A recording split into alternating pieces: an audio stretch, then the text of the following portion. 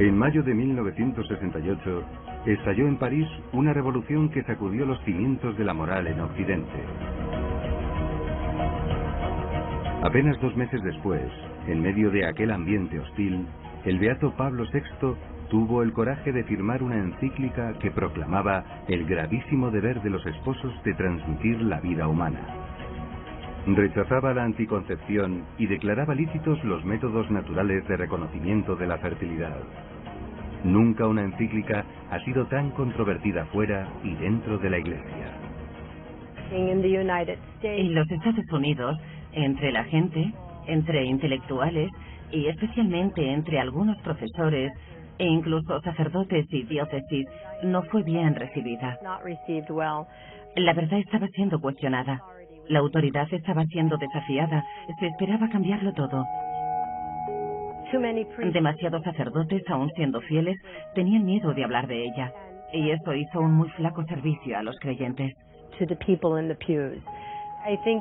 Pienso que el Papa quedó entristecido, incluso escandalizado por la reacción negativa de tanta gente, especialmente curas y teólogos. Esto es algo chocante. Uno lee lo que dice del amor conyugal y es maravilloso. Ha de ser fiel, ha de ser permanente, ha de ser donación mutua. ¿Cómo puede una persona discrepar de esto? La encíclica Humane Vitae respondía a un imperativo moral. La píldora anticonceptiva, inventada poco antes, se propagaba rápidamente con gran daño para las familias e ingentes beneficios para sus fabricantes. Se presionaba al Papa para aprobarla. Decían que no había otra alternativa. La había. Lo demostró 2 años antes el experimento de un matrimonio francés en una isla lejana. Nos llamaron a la isla Mauricio porque el gobierno había hecho venir la planificación familiar, pero la población hindú, católica y musulmana no quería medios artificiales. Estuvimos allí 2 años para educar a toda la población y salió muy bien. Y la gente estaba completamente de acuerdo con los métodos naturales. Cuando regresamos de la isla Mauricio en diciembre de 1966, fuimos a ver a Pablo VI y le entregamos un informe. Él nos dijo: conozco vuestro trabajo y os lo agradezco. Habló en julio del 68 con la Humane Vitae y sabemos de buena fuente que le había impresionado mucho el trabajo de la isla Mauricio. Pero, ¿qué decía exactamente esa encíclica? Afirmaba que todo acto conyugal debe estar abierto siempre a la vida, que la unión y la procreación son aspectos inseparables del amor, y declaraba lícito el recurso a los periodos infecundos si existen motivos serios y justos. ¿Era imposible aplicar eso en la vida matrimonial como se alegaba entonces? Ante el Sínodo de la Familia de 2015, Máximo y Patricia Paloni, padres de 12 hijos, demostraron que sí, que era posible.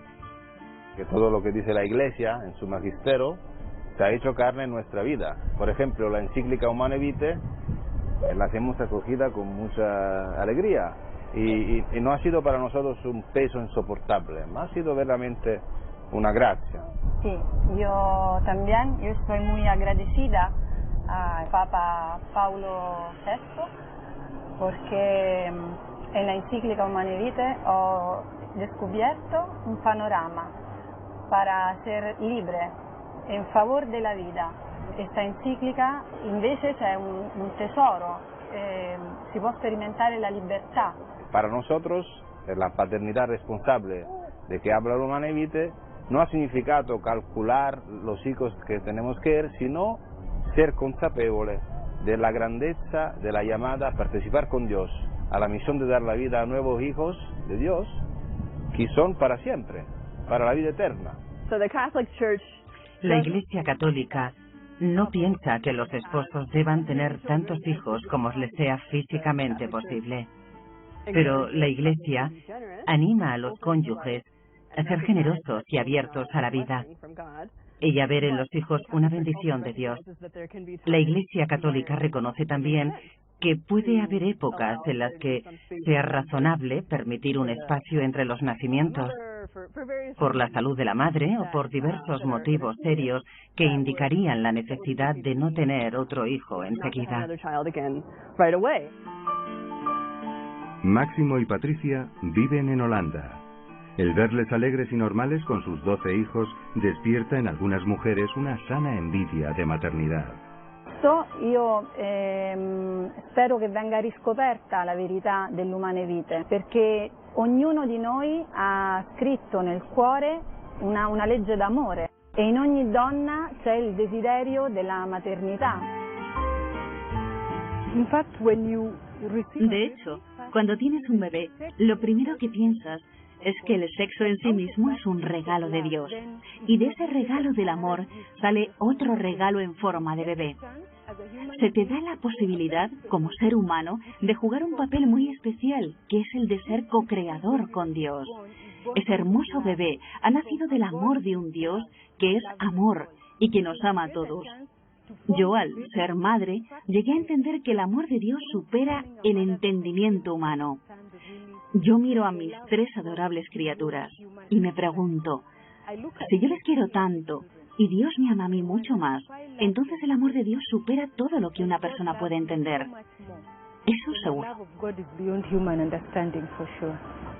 A veces se dice que la doctrina de la Iglesia es exigente, y de hecho es cierto, porque la Iglesia quiere darnos la posibilidad de ir más arriba, de progresar en la vida. Para la Humane Vitae no ha sido el problema bajar el nivel del cristianesimo, ma hacer subir la fe.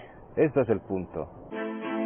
Además de frutos individuales y familiares, la encíclica inspiró multitud de iniciativas colectivas, algunas muy pujantes. La Liga de Pareja a Pareja se creó por la inspiración proveniente de la Humane Vitae del Papa Pablo VI, en la que invitaba a los matrimonios a servir a otros matrimonios. Y de ahí es de donde nació nuestra misión. En nuestro formato educativo no solo enseñamos las bases científicas y técnicas del método mismo, sino que lo planteamos dentro del contexto del plan de Dios para el matrimonio. También en muchas diócesis se organizaron cursos de métodos naturales. Tenemos 197 diócesis en los Estados Unidos y más de la mitad, incluso diría las 3/4 partes, tienen algún tipo de enseñanza de métodos de reconocimiento de la fertilidad. Uno de los frutos en el campo médico fue el Instituto Pablo VI para el Estudio de la Fertilidad de Omaha. Allí nació la naprotecnología, una nueva ciencia para favorecer el embarazo basado en métodos naturales. Su fundador asegura que la idea le vino leyendo la Humane Vitae. Y cuando el Papa Pablo VI murió, en agosto de 1978, mi mujer y yo nos pusimos en marcha, porque él había pedido a los hombres de ciencia y a los médicos que se implicaran en ese trabajo. Así que decidimos crear un instituto con su nombre, en respuesta a su requerimiento. ¿Fue la Humane Vitae una encíclica profética? En ella Pablo VI advertía que la anticoncepción acarrearía infidelidad conyugal y degradación de la moralidad, pérdida del respeto a la mujer que pasaría a ser mero objeto de goce egoísta y pondría en manos de autoridades un instrumento peligroso. Esas previsiones se cumplieron al pie de la letra. Por supuesto, todo lo que está escrito en la Humane Vitae, y no solo lo que profetizó Pablo VI, se ha hecho realidad. Que las mujeres serían usadas como objetos, y que los hombres les perderían el respeto, e incluso que los gobiernos tratarían de controlar la fertilidad de la población.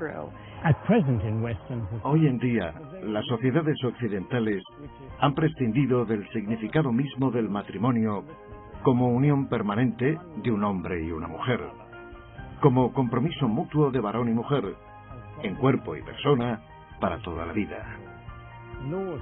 Se han cambiado las leyes a fin de que cualquier compromiso personal entre dos personas que implique relación sexual, ya sean del mismo sexo o de sexo diferente, goce del mismo estatuto jurídico que el matrimonio natural. Pablo VI al rezar y trabajar en esa encíclica, estuve inspirado por el Espíritu Santo. Si una persona lee con espíritu de oración la Humane Vitae, realmente verá la hermosura de cada una de sus líneas y puede hacer llorar a una persona. La Iglesia propone no recurrir a los métodos contraceptivos, por una parte para respetar la creación y no impedir el nacimiento de una vida, pero también para respetar íntegramente el cuerpo de la mujer, que es quien lleva el embarazo, y a la vez el del hombre, que gracias a estos métodos aprende a conocer el cuerpo de su esposa y respetar su ciclo natural. Así pues, el mensaje de la Iglesia es coherente. Propone vivir en unión mutua entre esposo y esposa en el matrimonio de modo indisoluble. Eso es esencial. Y aunque vaya un poco contracorriente, estoy persuadida de que ese mensaje puede ser escuchado por las jóvenes generaciones.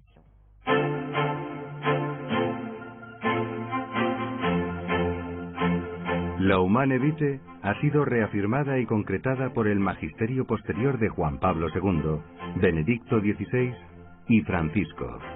Especial desarrollo ha alcanzado la teología del cuerpo de San Juan Pablo II. Para mí el punto principal de la teología del cuerpo es que el ser humano no es un mero órgano sexual, sino que el sexo existe en el cuerpo y del mismo modo que el cuerpo entero es para la gloria de Dios, usado en su debido contexto dentro del matrimonio, el sexo realmente puede unir más espiritualmente a los cónyuges y convertirse en una experiencia de alegría de cielo a lo largo de su matrimonio, inspirar el uno al otro a ir al cielo. La unión en el matrimonio está ciertamente muy dentro del corazón de Dios. El mismo Jesús, cuando pensó en comparar su relación con la Iglesia, no encontró nada mejor que la del esposo con su esposa. No es algo que queda solo en el hogar, sino que se esparce por todas partes, a otras vocaciones, quizás al sacerdocio o a la vida religiosa. Y ciertamente, una buena familia se traducirá en una buena Iglesia, en una buena sociedad y un mundo bueno para todos nosotros. El magisterio sobre la paternidad ha llevado a muchos no católicos a la fe. Unos son famosos como Kimberly Hahn, esposa del escritor Scott Hahn, atraída a la conversión por la doctrina papal sobre la natalidad. Pero otras muchas historias pasaron ocultas al gran público. Me he encontrado gente que me ha contado sus historias de conversión. Una es de una mujer joven de gran inteligencia, una excelente persona. Estaba con una relación muy destructiva, un matrimonio que iba muy mal. Ella no era católica entonces. Encontró la Humane Vitae y la leyó, y me dijo que lloró. Y eso la incitó a leer Amor y Responsabilidad de Juan Pablo II. Y luego investigó más aún y tuvo una profunda conversión y se hizo católica. Yo llegué a conocer la Iglesia Católica a la edad de 20 años y descubrí la doctrina social de la Iglesia. Estoy convencida de que es un tesoro del que la gente tiene sed sin saberlo. Yo soy un converso tanto a los métodos naturales como al catolicismo. Leí la Humane Vitae esperando que la Iglesia me insistiera en lo que no podía hacer. Pero resultó ser un documento que pintaba un cuadro tan maravilloso del matrimonio. Decía que si separamos el acto unitivo de la función procreativa, de hecho desintegramos todo el sentido que tienen el matrimonio y el sexo. Para mí fue una conversión importante y aprendí que la Iglesia posee un admirable fondo de sabiduría acerca de lo que significa ser marido y mujer, cuáles son nuestros papeles y por qué vivimos aquí en este planeta.